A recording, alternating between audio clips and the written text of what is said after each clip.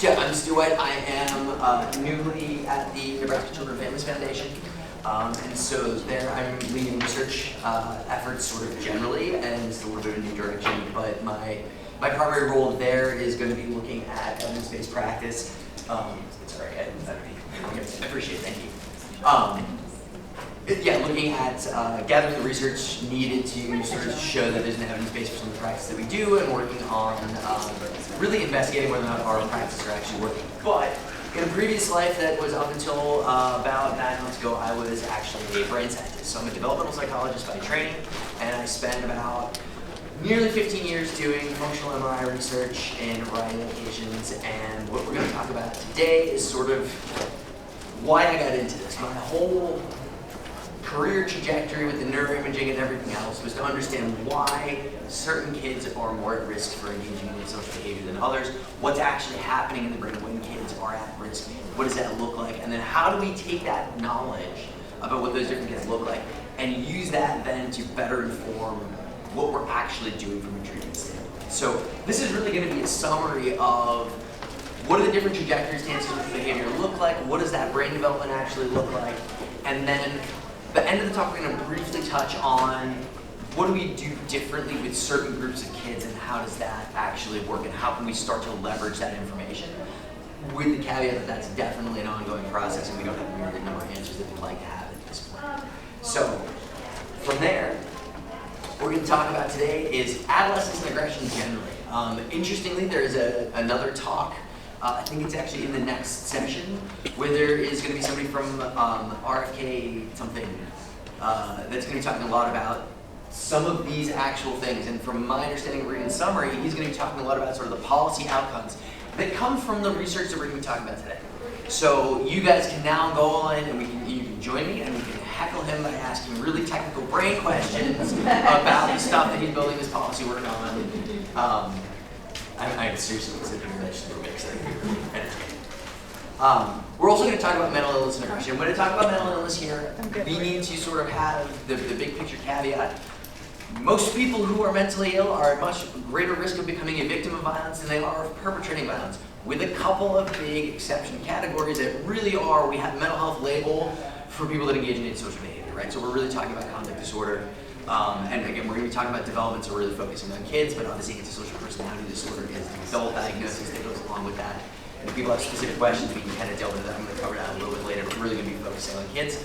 The exception is we are going to be talking about trauma, not because trauma is in and of itself necessarily a risk factor for violence, but the overwhelming number of people who are regularly aggressive and violent are traumatized, and trauma plays a big role. Hopefully that surprises nobody here. But we're going to talk about not only how that actually works in the brain, we're also going to talk about for the kids who that is just not true, and that is not who they are, which is something I think that gets touched on a lot less, right? Trauma-informed treatments and assessments and sort of generally being trauma-informed is a widespread thing at this point. Varying degrees of sort of integration and performativeness in that sort of assessment of that. But it's not every kid. Not every kid that comes up in front of a juvenile court judge has a trauma history that needs to be addressed. Most of them, and for a big chunk of them, even if that's not really what's driving things, it can't hurt. But there's a group of kids for this, it's just not the case, and we need to sort of understand that. And again, hopefully by the end, not only will you understand a little bit about who they are, you'll understand why their brains are a little bit different as well. So that is basically what I talked about, and we'll talk about all those things in detail. So first we're going to start just with adolescence. Adolescent decision-making is different than adult decision-making, and that has implications for antisocial behavior. So adolescence is associated with increased risky behavior generally, increased risk-taking. This is substance abuse, sexual behavior, all sorts of things. And so here we have it. I'll do this a couple times and you guys can see if this thing will pop up. Come on. No, it's not advancing anymore. There we go. So I'm going to, throughout this presentation, I've just kind of stuck these vertical lines in just for the next few slides. That is at approximately 19 or 20, simply because the graphs sort of change in terms, and I just want to highlight that this is the age that we'll talk about, and that'll make sense in just a second. So we have these spikes, right? So these are non-fatal self-inflicted injuries at the top and unintentional drownings at the bottom. In other words, not very bright, risky behavior, right? And you can see that we have this spike 18, 19 years old, where this is when it is most likely. The most unintentional drownings in the lifetime are going to happen when you're in your late teens, early 20s, and then drops off pretty substantially as we get older, and we have this sort of really peaked trajectory for when the most risky behavior is occurring, with that peak right around the late teens, early 20s. Criminal behavior looks largely the same. So if we take this is robbery. The three different lines are different years. It's 2000 and 2010. And you can see that even though crime has dropped from the 1990 mark overall, the peaks don't change. We're still getting that peak at right around, again, 19 years old or so. This holds true for other crimes. So this is burglary, this is forcible rape. The point being here, if we wanted to do it, I could get you graphs for virtually every criminal behavior you could care to acknowledge, and then it would look fairly similar, unless we got into sort of more white-collar crime kinds of things. But when it's impulsive, when it's crimes of the moment, where it's not really well thought out, 18, 19 years old, that's when they're going to happen most. So we have this, and I think anybody who's dealt with teenagers, and if you can remember your own history, certainly I can, teenagers are stupid. So, okay, I know that's a revelation, and everybody's like, hey, I've been alive, I knew that one. But this is where it gets kind of interesting. By age 16, adolescents are as good as adults at identifying risk. So if you just ask them about it, they're just as good as any other adult. IQ and sort of their general life experience is much more of a variable in there than their age, right? Whereas if you took like a 7-year-old, that's just not going to be the thing. So developmentally, okay, we can identify risk. Oops, sorry. Equal capacity to grant informed consent to receive medical treatment and participate as a research subject. And obviously this is two things that have been studied intensely, and there's not a difference, and that you can do this just as well as an adult by the time you're 16 years old. Unless, and this is where it starts to get interesting, unless peers are present. Unless you're in a stressful, high-pressure, emotion-laden situation, unless there's large reward prospects, unless there's a need for future orientation. What that means is, don't think about 10 minutes from now, don't think about next week, think about 5 years from now, think about 10 years from now, right? Think about now, criminal behaviors that we're talking about. How many circumstances in which the average teenager is committing a crime that don't involve peers, the potential for monetary reward, high stress, high pressure, high levels of emotions, and sort of that failure to consider what's this going to do to me 10 years from now as opposed to 10 minutes, right? I can't think of any. So Justice Scalia, in his infinite wisdom, had at one point noted that liberals wanted it both ways. That you wanted to say that kids, that adolescents were capable at 13, 14, 15-year-olds of making their own reproductive decisions without their parents being involved, and yet we also shouldn't be trying them as adults because they're not really adults and they're kids. Correct. Because in the right circumstances, adolescents can be just as good decision makers as adults. They can do it just as well, but it has to be the right circumstances. And criminal activity almost never includes the right circumstances, whereas when we're talking about things like consent to receive medical treatment, consent to participate in research, we can then be intentional about creating those circumstances. So this is what we have, this is what we've known, and then clearly this is relevant in a lot of legal theory and social behavior contexts on a regular basis. This is why adolescents are at risk. So now we're going to talk a little bit about sort of why that is in terms of actual brain development and sort of what's happening. Before we go there, I want to highlight this graph as well. So what we have here is on the red line, which is in this top line, this is people's own ratings of their sensation seeking. How sort of impulsive are they? How much they kind of want what they want and kind of going after it. And then their own impressions of their impulse control. So it's basically your sort of urge to go after those things you want, even if it might be stupid or very short term, versus your ability to control that. And again, we come right back to that same vertical line where even when we're looking at asking people these questions about themselves, so we sort of know that we have this. This is an internal feeling that we can sort of describe as well. You get a lot better at self-control by the time you hit your late teens, early 20s. And again, given that I think all of us are past our late teens and early 20s, most of the time that resonates with most people, and certainly I know there's a lot of things I wouldn't trust my 17-year-old self to do that I would do now, and I think every parent feels that way, and it's not exactly a huge thing. So, cognitive capabilities are intact by about 15 or 16, but impulse control is not until late teens, early 20s. And obviously this has major consequences for the behavior that those kids engage in. This is 3 different models of what's happening. And so just as a description, we have, and we'll start with Larry Steinberg's model on the left, and he is much more of a behavioral cognitive traditional psychologist. And we can see that you have this sort of gray line, that flat line is that linear sort of development of your cognitive abilities. And they just sort of get, more and more, we get smarter and sort of get better impulse control, better executive functioning, those kinds of things. Our emotional systems, those are sort of driving us to reward behaviors, those things that are driving impulse control problems, those are maturing a lot more quickly. And so we have this gap, and anybody want to take a guess at what age approximately that is? With 1920 is when we start getting that balance coming in. So this was the hypothesis that was based on some really early work that this behavioral person, Larry Steinberg, put out.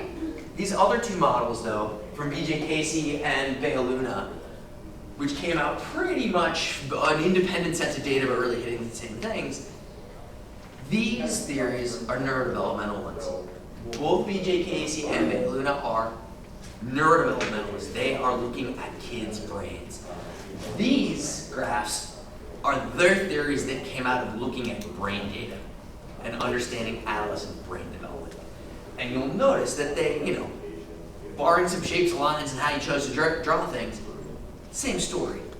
So now we're going to talk a little bit about what that actually looks like in the brain and what's behind that story.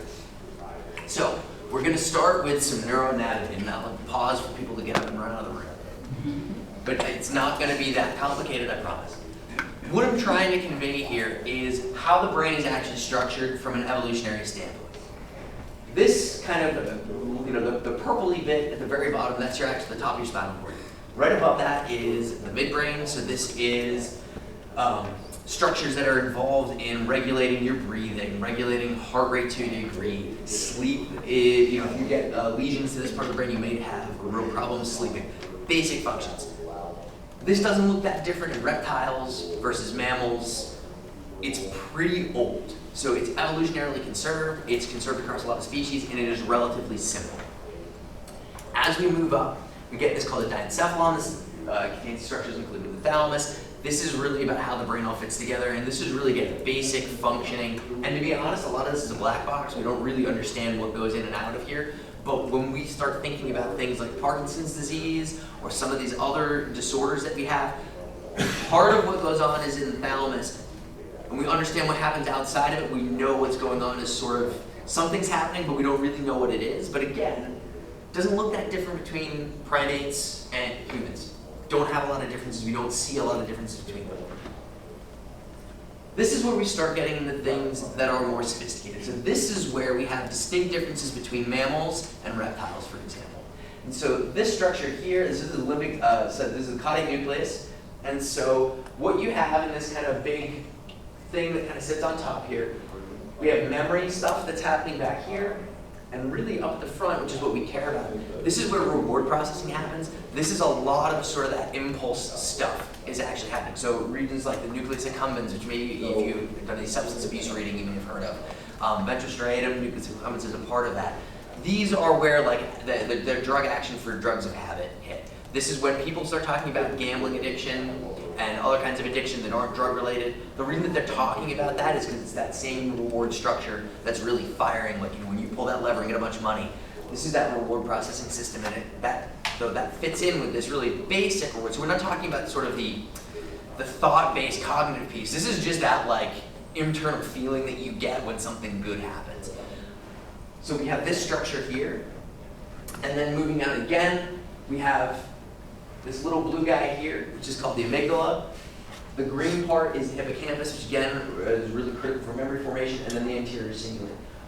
This is not really all that different than that limbic system. We just showed you 2 pictures because they kind of sit on top of each other. But from an evolutionary standpoint, pretty mammalian. A little less so with the anterior cingulate, but we know a lot about what we know from rats.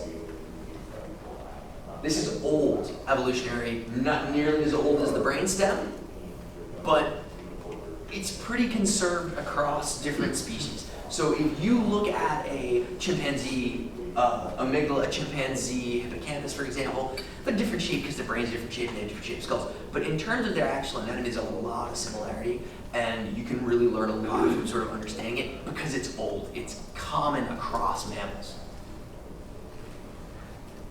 This is where we get human. If you look, for example, at a rat brain relative to the human brain in terms of its shape, this is the front of the brain up here. In a rat, that's tiny. They also have very different shapes at the back of their brain, so like their olfactory bulb is huge because they do a lot more with their sense of smell than we do. The whole structure of the cortex really does look different, and part of that is we are visual creatures. Rats really aren't. They're a lot more tactile and olfactory in terms of their way that they get around the world. They hear a lot better than us. Their brain, that cortex, is shaped by that, by the senses that they use. So it looks nothing like it. I showed you, I should actually just throw up a couple of rat brains just to kind of for some context on this slide. They look nothing like us. Chimpanzees, our closest relative from an evolutionary perspective, looks very, very similar for the back. This prefrontal cortex, on the other hand, where actual thinking occurs, or abstract reasoning occurs, what makes us human occurs in a lot of ways. It's much, much smaller. That's the real difference. The back of the brain doesn't look that different for a chimpanzee. It's that front of the brain. It's about 40 to 50% the size of the prefrontal cortex of a human. So we can see that this part is what really makes us human and what really separates us out. The important thing to pull from this is that as you go from the top of the spinal cord, and you're coming kind of up and out, we're getting more complicated and evolutionarily newer.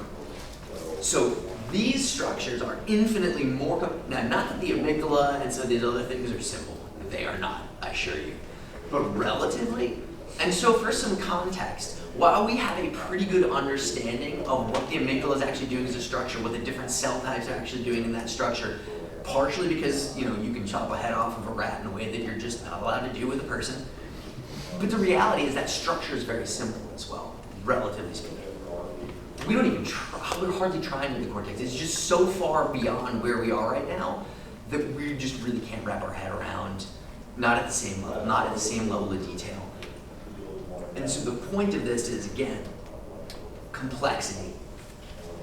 So now we're going to look at coming back to again, these are our models, but when we think about why those models exist and what they are, let me see if these videos running. Can people sit up in the big model?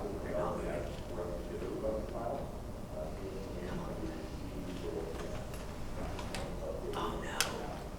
Alright, I apologize. This is the first time my movies have worked. Here we go, that one's going now, I think. Alright, I'm going to have to hover the mouse over it, so I'll do it for both. So you can see what's happening here, right? Like this is the top of the brain, so this is the front of the brain, and we're looking down. And as you can see, it starts off with a lot of light colors, and then eventually we're going blue. And some of it is starting in a dark blue. So what this is a map of where matures first in the brain and that kind of trajectory. So this starts at 4 years old. And so you can see at that start places right in the back of the brain, that's your visual processing area. 4-year-olds can see pretty well, right? There's not a lot of distinction between a 4-year-old's ability to see things and an adult's, right? Same thing goes with hearing, which you can't really see because it's around the side. And these areas sort of in the top here, this is motor and sort of motor inputs and motor outputs, sensory inputs and sensory outputs. Again, things, kids can move just fine, right? 4-year-olds can move just fine. Half the time they can move better than we can. But right up at that front on the top, that prefrontal cortex, that part where we're doing executive functioning, where we are actually thinking and being human, you'll notice that that's not really all the way dark blue until the end. 4 to 21. And if you look, that action is really starting pretty late in that video. So you're about there. So what, 80% of the way through? So 80% of the way from 4 to 21. Again, where are we looking where this starts to really mature? 15, 16, 17, 18, 19, 20 years old. This is where it's starting to mature. This is a different brain. It's the same brain, it's the same paper, same group of kids, and this is averaged across several hundred units.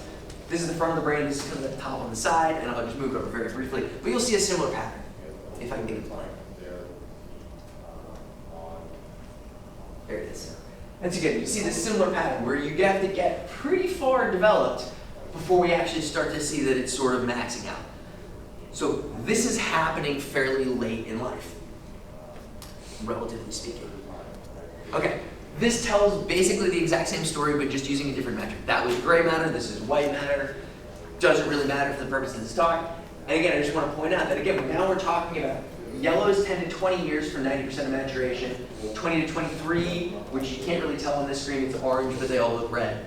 And then this is 23 and on. So in terms of that white matter structures being completely myelinate and looking like the final end product of the mature human, we're talking 20s for the most part. And in the areas of the brain, again, we're talking about prefrontal cortex, temporal cortex, obviously 2 to 3 as well, and we won't worry about that for now unless anybody has, well, that after the fact, I'm happy to talk your ear off about why that might be. But for our purposes, take home, same way.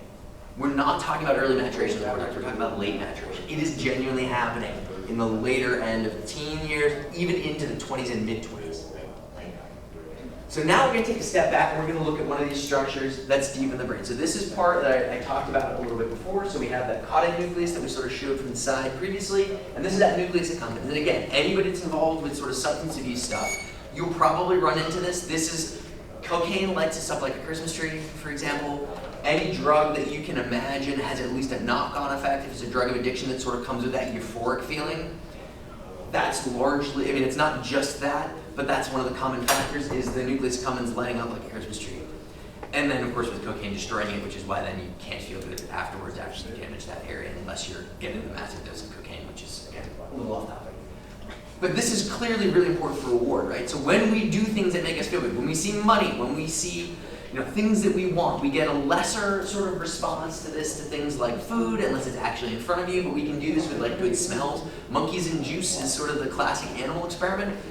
You get a monkey that you feed the monkey something sour or bitter that it doesn't like, no response. You give it juice, especially if it's a juice it really likes, you can see. So if you are the researcher, you can be looking at this brain in real time and going, yep, that was juice, because you can see it actually happening. So this is that reward piece. That's part of the brain. And again, it's much more complicated than that, but this is one structure that's critically involved that we can really see very well. And we can come back here and we can look. This is looking at the difference between reward and loss, so kind of just looking at how much reward signal we're actually getting in a bunch of kids longitudinally. And so this is all kids who have multiple data points, and where is that peak activation? And again, this is that subcortical structure. This is the more simple, this is the more basic. This is evolutionarily very similar to rats and rodents and things like that. It's certainly very, very similar to our primate relatives. And again, now we're coming back here, when we get this peak activation, I know that's probably hard to see with a small screen, but it's right around, it's just before 16. I think it's like 16 or 15.75-ish. And you can see the distribution around it, and you get this nice peak. So this is now some data really saying, hey, when we had those two curves, one of them was saying our emotional systems are peaking at like 15, 16, and our cognitive systems were developed and kind of catching up by our late teens. Now we can actually see some data really showing in the brain exactly what's happening. This is actually a functional experiment, so those other ones were looking, certainly the original ones in terms of the cortex, we're looking just at actual structure, like gray matter and white matter. But what about actual brain function? So this is a study, this is actually from B.J. Casey's group, who I mentioned earlier. And what you see here is that for adults, when they're actually having to stop an impulse, right? Like the whole task is sort of developing a response, and then you have to stop that impulse. You have to kind of control, it's cognitive control is the term. Adults are using this area of dorsolateral prefrontal cortex, so kind of right here. This is the whole reason I shave my head, just so I can and you can see here that in adults they're bringing it on a lot, but teens and young adults aren't really showing any difference, and they're showing a substantially reduced response. 15 to 18, 18 to 21, 25 and up for their breakdown. So again, we're seeing in the actual functional data, there is a difference between your early 20s and your mid-20s. And part of that is, again, bringing on that area in the brain that is part of that more complicated cognitive control system. So, again, back to these things. Why do we see these curves? We see these curves because you have less complicated brain areas that are evolutionarily older mature more quickly because the cortex is just that much more complicated. It takes longer to get to be adult-like than some of these more simple structures. And that discrepancy is why we see this odd pattern of behavior in kids. They are literally not as capable as adults of controlling their impulses and controlling their behavior when it comes in response, again, to how these relative systems are operating in balance. And this is sort of why we have some of these peer-related factors. Teens really like peers. And approval from teens, for example, gets that nucleus accumbens jumping up and down. Right? That's where you can see that. So structures that hit that. Money is the obvious one. And this is one of those things where it doesn't matter who you are, everybody likes money, so we can line up your nucleus accumbens with that if we kind of are promising you, like, hey, do this right, you're gonna get some money. We say, yes, you did it right, you get some money. We get a big activation in that area. Right? So these areas that we know are important and that we know are activated by peers, money.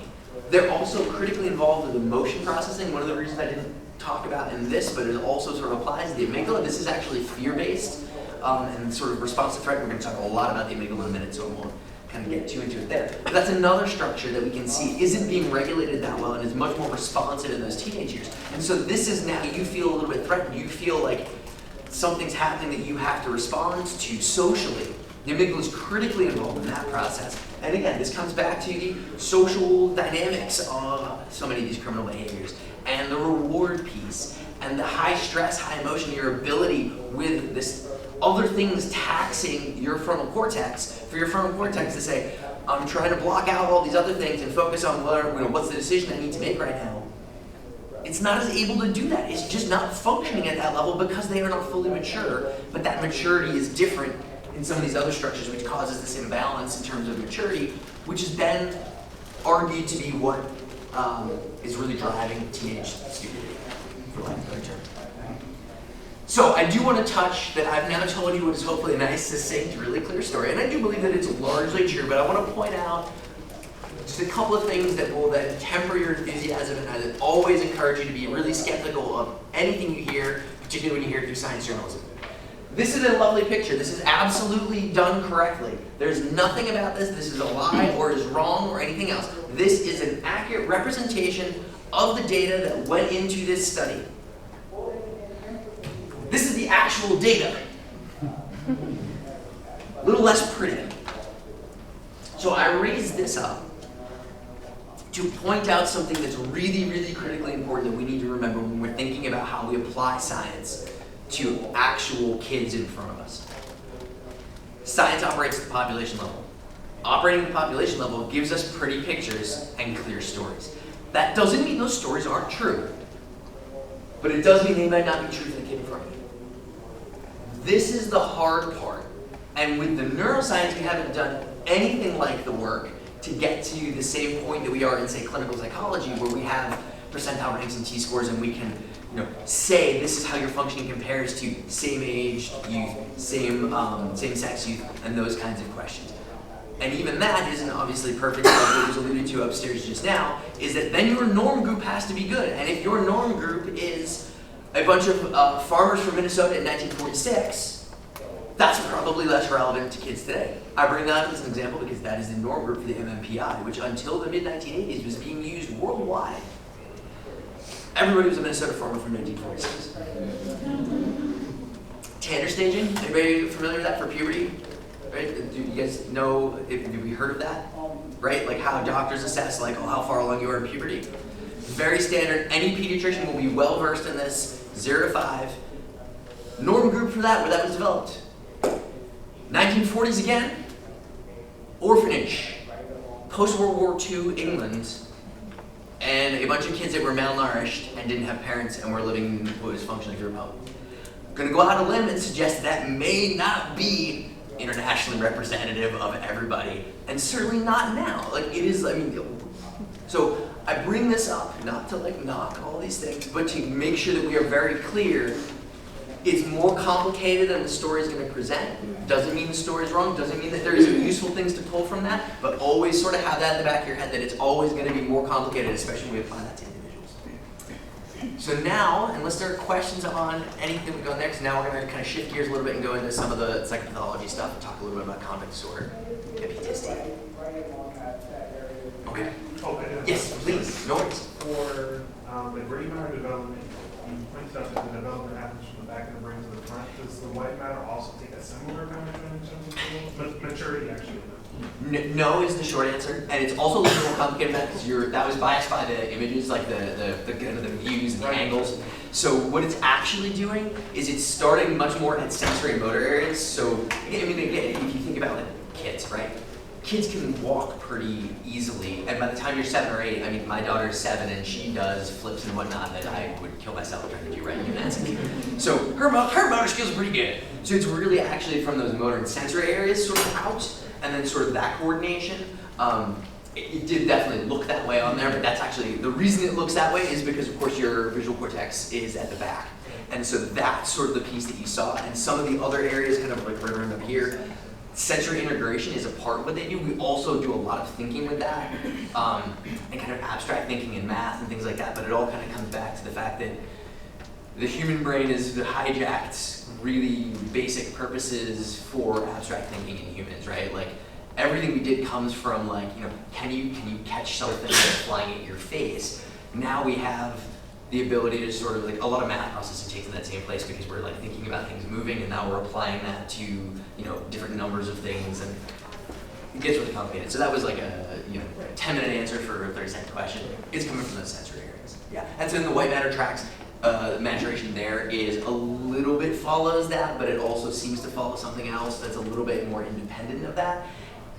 But I think the big caveat there is with the gray matter stuff, we know pretty well how to measure that, and it's pretty straightforward comparatively. We are making more inferences when we do the white matter tracks, and I think a lot of what's actually probably happening is it's the big tracks mature first because they're pretty set, and then some of like the littler tracks that are going in different parts of the brain, those are going to be a lot more individualized, and it's going to be kind of your particular brain. That's part of what sort of, you know, it's efficiency is sort of what you're getting at there. And so then we're going to have, you know, somebody that's an athlete is going to have a very different look in their motor cortices and cerebellum than somebody who is, you know, much more artistic, for example, and there's kind of broad generalizations. So I think that's probably how that goes. But again, it's sort of in just those big divisions. It's still the more complex stuff is maturing last is the take home. But yeah, it's a lot more complicated. Yes. Is there somewhere that we can go to find a way to break this down for youth to help them understand how their brain? That's a good question. I would actually say we should all go to the next session and ask that gentleman who's been presenting on this, because that seems actually like that might be a little bit more in their wheelhouse from like the brief thing I read. I don't know of anything, but I have to say I haven't looked. Yeah, so well, you did a good job breaking it down, but I'm just thinking. Well, thank you. And certainly they have some materials that they linked to, and so yeah, if you are interested in that, I either suggest that you email and kind of virtually stalk him later, or we just go and all stalk him in person right after this. Okay. I can tell you, because it's on my app. Yep, adolescent development. Yeah, exactly. Yep, that's the one. All right. So changing gears a little bit and talking about psychopathology, and obviously in the juvenile justice context, these are more the kids that we're talking about because a lot of them, it's not typical development that we're talking about, right? So there are a lot of different kinds of psychopathology associated with severe disruptive behavior. And again, I'm going to focus on kids. If anybody has adult questions, we can hit that too. Primarily, we're talking about conduct disorder. I'm going to talk about conduct disorder. I'm going to lump in kids with oppositional defiant disorder with this big caveat. Oppositional defiant disorder is one of those disorders that's problematic because you get an awful lot of kids who develop conduct disorder. Almost all of them met criteria for oppositional defiant disorder. On the other hand, most kids with oppositional defiant disorder do not go on to develop conduct disorder. Because for most kids with oppositional defiant disorder, what we actually have is a mismatch between parenting style and the child. Sometimes it's problematic parenting, but often it is just a mismatch. That your kid is rambunctious and you're really introverted and you don't know what to do with a rambunctious, extroverted kid. Most cases of oppositional defiant disorder, anybody know where they disappear? Kindergarten, because now you have a professional involved. First grade teachers, kindergarten teachers are exceptionally good, not only at dealing with these behaviors, but helping parents deal with some of these behaviors. And for most kids who are showing signs of oppositional defiant disorder, or who might meet criteria if their parents were worried about it enough, but they just aren't because they're dealing with it, those kids, they run into kindergarten and they get it figured out. So oppositional defiant disorder has this problem where it pathologizes a lot of normal behavior or a lot of like really just mismatched stuff that's very temporary and fleeting, which is problematic though because then it hides these other kids that go on to develop conduct disorder. But we're really talking about, when we talk about conduct disorder and oppositional defiant disorder, we're talking about kids that have antisocial tendencies. These are the much more severe kids. We are not talking about the temper tantrum kids that, you know, need some clearer boundaries at home. PTSD is also another one. PTSD in and of itself does increase slightly your risk for being aggressive or antisocial, but typically what you find is kids with conduct disorder or adults with antisocial personality disorder, many of them also meet criteria for PTSD. And we're going to talk about why that is and what that overlap looks like because there's a causal pathway, but I want to make it clear that that overlap is far from 100%. But trauma plays such an important role in the development of antisocial behavior that we really can't take that out of the mix when we're thinking about it. Of course, there are other psychopathologies as well, but typically these are much more sort of limited. You might get somebody with schizophrenia that has strong paranoid tendencies that then is getting in lots of sort of fights, but as a product of the mental illness. But those are much more rare, and that's not really going to be the topic of today. So unfortunately now with this being small, I'm guessing people can't read any of that, right? Okay. I'm just going to then sort of go out and then flap my hands at it and sort of try to explain things on the way. So this is an old model now. It's about 10 years old, which makes me feel really old because I was around when this was being put together. And this is basically showing all the different things that play into a diagnosis of conduct disorder. And the whole point of this here is that these are some of the behaviors that we see. So, you know, instrumental aggression, reactive aggression, those kinds of things. These outputs all sort of can go in and be part of conduct disorder. But we have these very different kind of biological pieces, these cognitive pieces and these neural pieces with these different genetic and environmental inputs. And we have these different pathways. And so the idea that there is one conduct disorder that captures a single unitary group of kids is patently wrong. And what I would highlight is reduced emotional empathy as a result of decreased amygdala responsiveness up here and increased amygdala responsiveness leading to increased sensitivity down there. Pretty hard to be both of those things at the same time, right? Increased sensitivity or decreased sensitivity. And I guess it would be possible that that would change by a certain sense, but that's not the case here. This is a pretty overall thing, and what we actually see is that we have one group of kids that sort of has this down here, and another group of kids that has this up here. And that's actually reflected in the DSM specifier for conduct disorders. Anybody heard of the limited prosocial emotion specifier for DSM-5 for conduct disorder?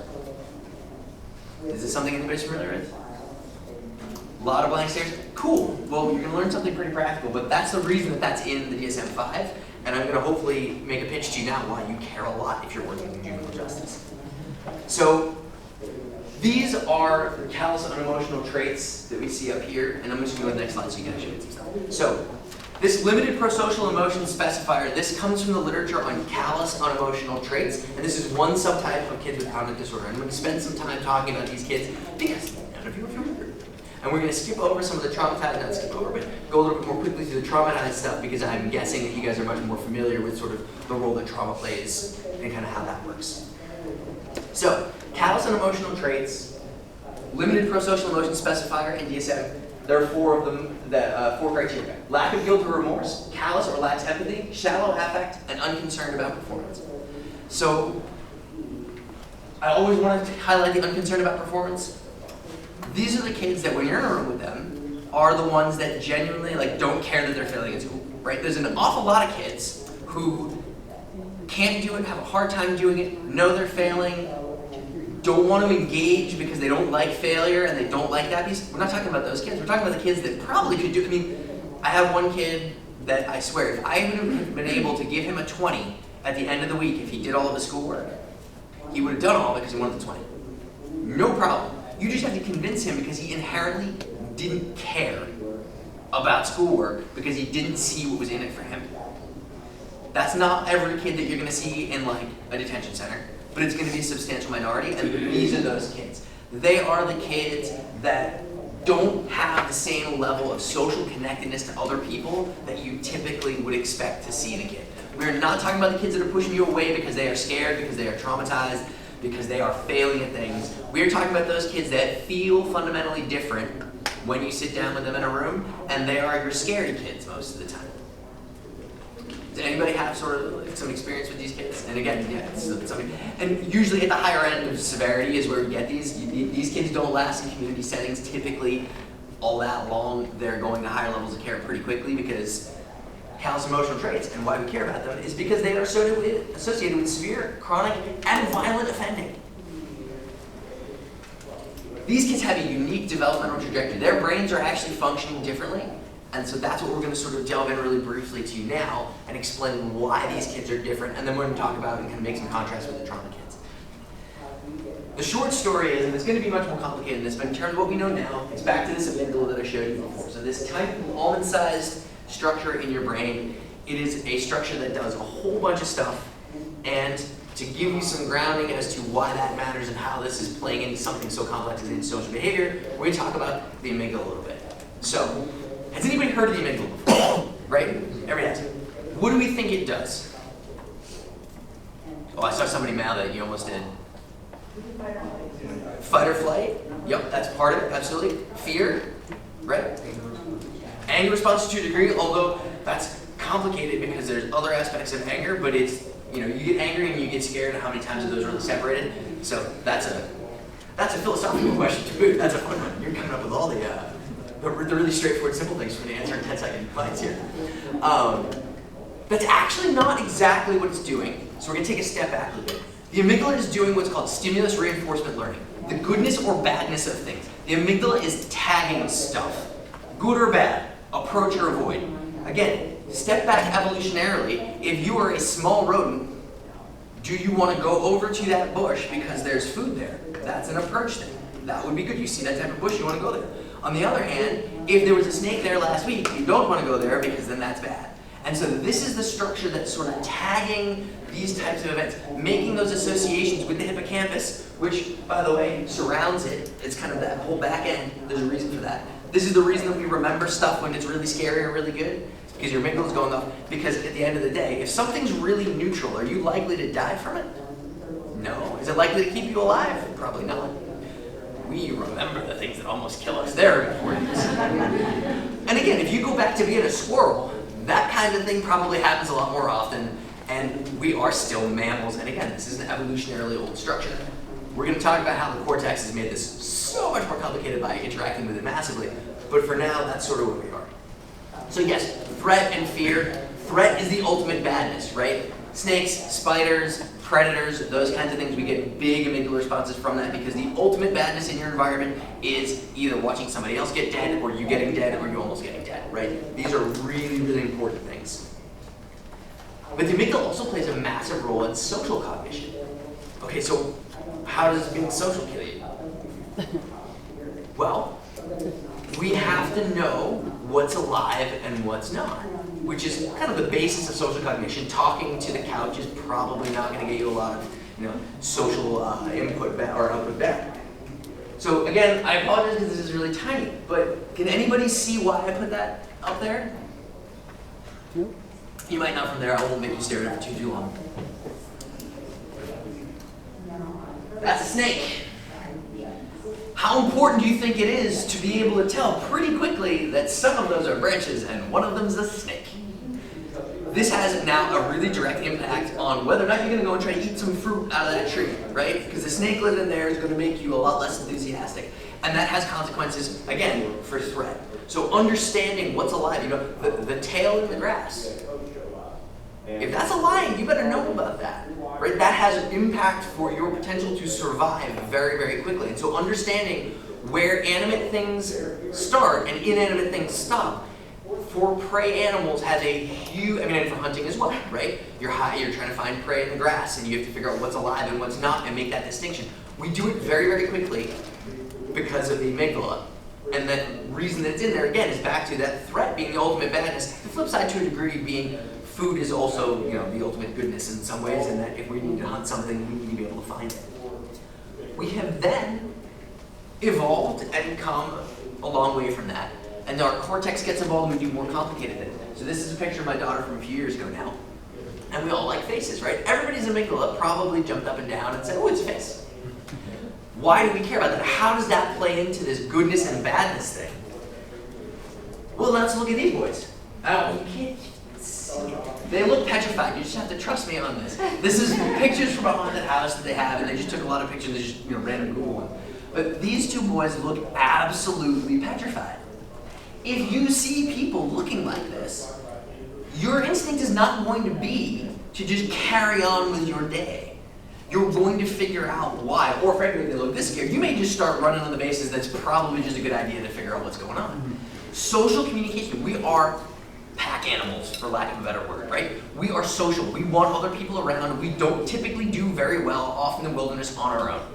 And we certainly didn't evolve that way. We evolved in small groups of, tribes, whatever we want to call them, but 300,000 years ago, that's the kind of the scale that we were living in. So we knew people, and we had real problems in a lot of cases when other people came into where we were, that was going to be the source of conflict, right? Who is most likely to kill you? Is it a tiger? No, the animal most likely to kill another human is a human, right? We should be more scared of ourselves than other people because we are much more threatening to ourselves than any other species is to us. This conveys information. Faces convey important social information that goes right to threat. Either somebody else is being threatened and you need to know about that, or they might be threatening you, and you have to be able to read that and read it very quickly. And so again, the amygdala is really key to this, coming back to being this hub for the stimulus reinforcement learning and tagging these different things in the environment. So it's also sensitive to the input that's going to be necessary to make those decisions. You see somebody eat a berry, get a really uncomfortable look on their face, clutch their stomach, keel over, and die. That better convey something to you, right? If you don't want to be there with them, right? So all of this social input about goodness and badness, we pick up on this from faces. We pick up on this from other people. We pick up on this from the animacy of the objects around us. So now we can, hopefully I've made the case that the amygdala is, on the surface, really simple, but doing a really complicated task that cuts across a lot of different things. So now when we think about these CU traits, we have, and I'm just going to skip a little bit to the second. So on the high levels of CU traits, on this side, what we can see, and I'm not going to go into all the data on it, but we have reduced response to animacy information. Fear and distress in other people, when you show them pictures of people's faces, they don't get that amygdala response. They are much more likely to endorse aggression as being a really valuable social tactic, and the kind of theoretical basis for that, although this is a lot harder to prove, is basically the idea that for most of us, if somebody is really scared of you, you stop what you're doing, right? And the model that sort of this comes from, which is across a lot of mammals, but we in our daily lives, because we interact with dogs more than most creatures, right? If you have two dogs fighting and one of them rolls over on its back and shows its belly, the other dog does not then proceed to disembowel it. That's a submission. The other dog backs up.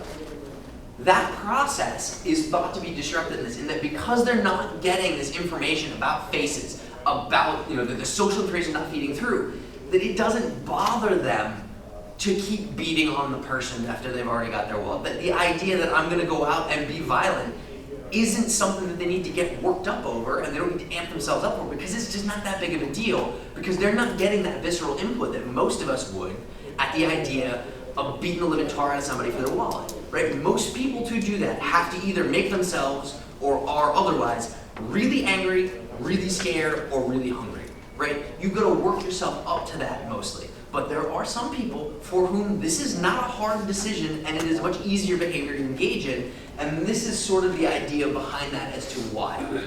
And we see again and again with this that they have a reduced amygdala response. So we can see this left and right, that their amygdala is not as responsive to these things as it should be. On the other side, we have kids with low levels of C traits. These are the kids that we're typically talking about. This is where trauma plays a role. We see hostile attribution bias, right? So they're seeing and interpreting things that are not really, they're ambiguous, or they're not actually aggressive, but they get interpreted as aggressive. There's a lot of trauma in this group. They have increased threat sensitivity generally, which is also, again, where the hostile attribution bias comes from. So these are kids that typically come from very dangerous places. They have a lot of trauma in their past. They are much more likely to respond with violence quickly, because that is a learned technique that for them in their environment is often actually pretty productive and useful, right? It causes them long-term problems, but it might be adaptive for that traumatic situation that they're in. And so these are our trauma kids over here, and we see there that their amygdala response is much increased, almost across the board, to any of these stimuli that we do, and they have a hyper responsiveness there. And so this is sort of that core difference. I'm just going to skip through really quick because this is what I just sort of said and get to some of the kind of the crux of these things. So when we have these kids with increased amygdala response and we're thinking about trauma, what's the relationship between PTSD and conduct disorder, or disruptive behavior disorders as we call them? And this is where we get individual differences, right? So the trauma happens, but how you as an individual human being respond to that, the genetics that you come in with, those are different for all of us, right? So if you are somebody who naturally has a lower amygdala responsiveness, you probably have a higher tolerance level for trauma than somebody that has a lot of anxiety rolling in, for example, and a lot of amygdala responsivity rolling in. So there are those kinds of differences. There's also individual circumstances. So the type of traumatic exposure matters a ton, right? So the rates of people who fall, so first of all, following a trauma, the rate of people who convert from exposure to a trauma, when we're thinking about all traumas, and go on to develop PTSD. Anybody want to venture a guess what the percentage is of people that actually develop PTSD? Ballpark? 20%. How many? 20%. 20? What does anybody think? High, low? It's about 4%. However, when you start to break that down, you have much, much lower rates of people who develop PTSD from things like car accidents, from things like natural disasters, from close call sorts of situations in everyday life, like you're almost getting hit by a car, or you have a terrifying plane landing, things like that.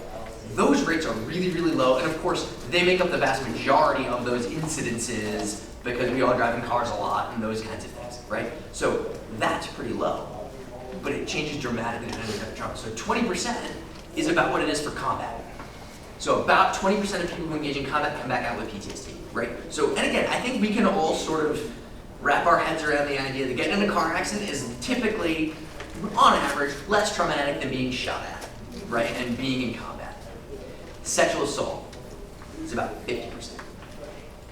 And again, if you now take a step back and think of the personalness of a sexual assault relative to even combat, which in most cases is probably not nearly as personal, that piece is sort of seems to be the actual, it's not how close to death did you come, it's how close did somebody else come to causing your death, and how close to them were you? Are they supposed to be causing your death? So for example, the rates of incest with sexual assault and or kind of other relationship kind of violence in that context, those are what really drive that high end on the sexual assault. It's high across sexual assault, but it's notably, the more somebody is supposed to be good to you and then they're really, really not, and then that's sexual and intimate in nature, the more response you get.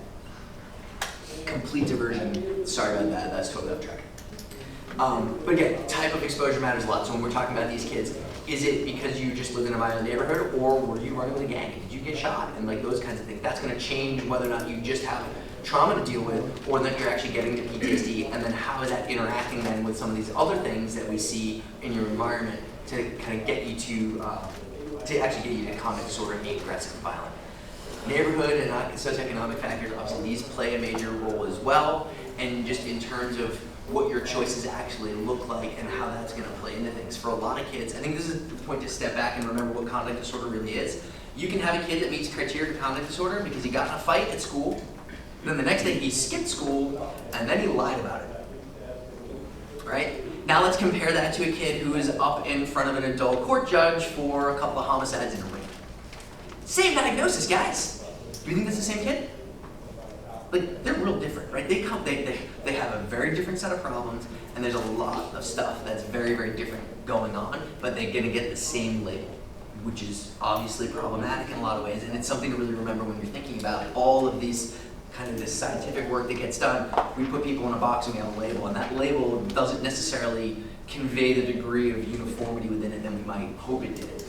So this is where we get things around like, if you have a kid with PTSD, and it's primarily PTSD, but they happen to grow up in a really rough neighborhood with not a lot of options for things, they might be selling marijuana because that is the best way for them to feed their younger siblings, right? And to keep a roof over their head. they may still then meet technical criteria, and so this is where you have the overlap. On the other hand, you might get some kids that are engaging in really violent behavior in a reactive setting because they have PTSD. But then you can also see the flip side, that if you are, yeah, you have some trauma, but you're not going to kind of get all the way to PTSD, but you are still engaging in some of these socioeconomic things, you're going to get, again, so does it make sense with why these labels have a lot of overlap, but that they're not exactly the same, even though at the heart of it, PTSD is going to have that same elevated amygdala response. Trauma elevates your amygdala response, but that doesn't mean that it's going to elevate it all the way to the point of you then being aggressive because of that. And so the aggression can come from a whole bunch of different places. And so trauma matters with cognitive disorder, and it can be thought of as having a causal role, but it's almost never causal in isolation. It's the interaction with all these other factors that are likely to have PTSD develop into cognitive disorder or dissociative behavior disorders. It's not a trauma causes simply destructive behavior disorders. And again, this is where we start to see racial and ethnic disparities come in, right? This is where poverty comes in, because that changes your risk profile down here. So the same kid, so if you take a kid that has a lot of resources and a lot of support and they have a traumatic event, they may not develop PTSD, they may not develop cognitive disorder because they're going to have support around that, or they may just develop PTSD. You get that same kid in a resource-poor environment where there's not a lot of help, there's not a lot of assistance, and there's a lot of other stressors piling on. The same incident could actually have an even bigger impact because that amygdala is already kind of more hyperactive because of the environment that they live in and the stress and the threat around them. So now they're more vulnerable to developing that PTSD from it. So again, it's this interaction of factors. The other kids is a lot less complicated. The CU kids, that's much more genetically driven. It has the same, in terms of your actual biological response, in terms of the amygdala, that has a similar heritability to things like schizophrenia and bipolar disorder. Which is not to say that just because you have that you're then going to go on, but the amount of behavioral things that we see there are a lot more tied to genetics, which is also one of the reasons that we see fewer racial, and there still are racial disparities because it's not just biology. But the racial disparities are actually less there because some of these environmental factors aren't playing as big of a role. And so now we can sort of start to really see how those things start to fit together to kind of influence where you end up in terms of the end factor. Okay, so just very briefly here, we ended 11, right? So like real fast then. So typical adolescents, we know that adolescents do stupid things. Trauma-informed approaches, cool, no problem, that's not a problem, but that may not actually be what's going on, right? So when you're looking at trauma, looking at typically developing adolescents, and this can even be in the juvenile justice system, about half of kids that go to detention have nothing. So yes, they have a cognitive disorder diagnosis because they meet the behavioral things that got them into detention. Fine. In terms of looking at their brains, looking at their behavior patterns, looking at what's actually happening with them, are they actually really mentally ill? Is there anything wrong with them? No. They did something stupid because they're teenagers. That's it. So mental health care isn't really what we're looking for. Those are the kids that need case management. They probably need more supervision. They probably shouldn't be in detention in the first place, although, depending on how unlucky that kid gets, if you do something really stupid as a teenager and somebody dies in the course of it, you're going to probably end up in detention, even if it was just you being a regular stupid teenager. That doesn't mean you have mental illness. That doesn't mean there's anything kind of fundamentally wrong with you. And you may be traumatized, you may not be, but it doesn't necessarily mandate trauma-focused care. But in this case, it's probably not a big deal because it's not going to be detrimental to them anyway. But focusing on parenting and peers and environment. Cognitive disorder with trauma and this PTSD. This is about, of your remaining half, 2/3 of them come from a traumatized background. 2/3 of them have real issues with trauma. They probably have other issues of mental illness as well, because going into the depression because you're so separated from your family, anxiety and PTSD go hand in hand. There's a lot of overlap in terms of the brain function there. These kids are the ones that really require that trauma-informed care. These are the ones we should be paying a lot of attention to in the context of trauma-informed care, and we should be really making sure that they are getting it. This is who those kids, this is the intention. These are the kids we're going after with that trauma-focused care, and we need to be really thinking about those kids and making sure that placement and that they are getting that appropriately. But don't forget about the environment, obviously, with that as well, with that caveat. Conduct disorder with these limited prosocial emotions, with the callous emotional traits. This is where I have a problem. I love the idea that trauma-focused care and trauma-informed practices are becoming so prevalent in juvenile justice. It is a good thing overall. However, problem these kids have.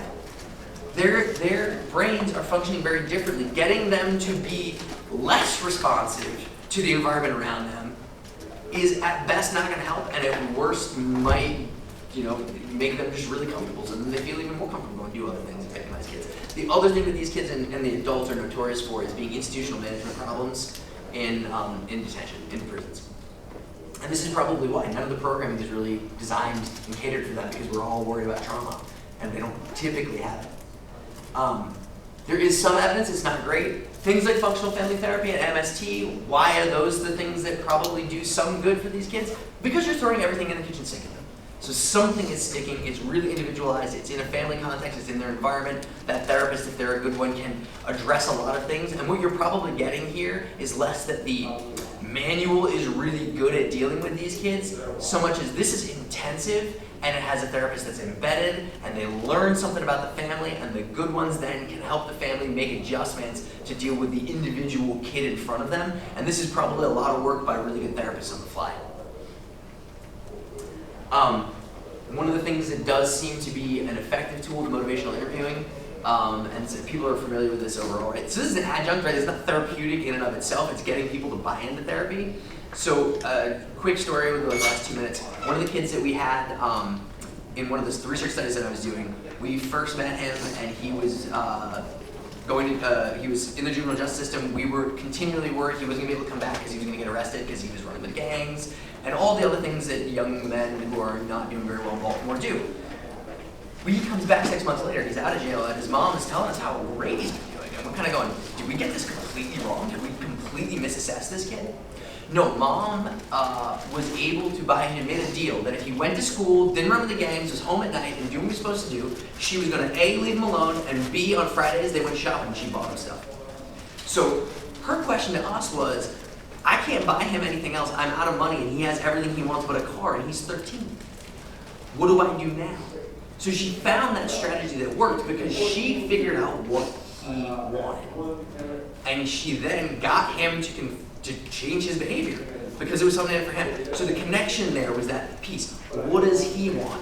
What do these kids want? If they're in detention, what do they want? They want to get out and they want to be off papers, right? So that can be a tool to use with these kids. Don't focus on their childhoods and their traumas and things like that, because that just gives them a way to run you in circles and to waste your time. Figure out what they want and then work with them on these are the steps you got to do. You want this? This is what you have to do. And you're not going to get it without that buy-in, and that's a way to sort of do that. And that is about as good as we've got in terms of what do you actually do with those kids when you come across them as of right now. I just really quickly say, can you get limited the callous emotional traits, and can you then get traumatized on top of that?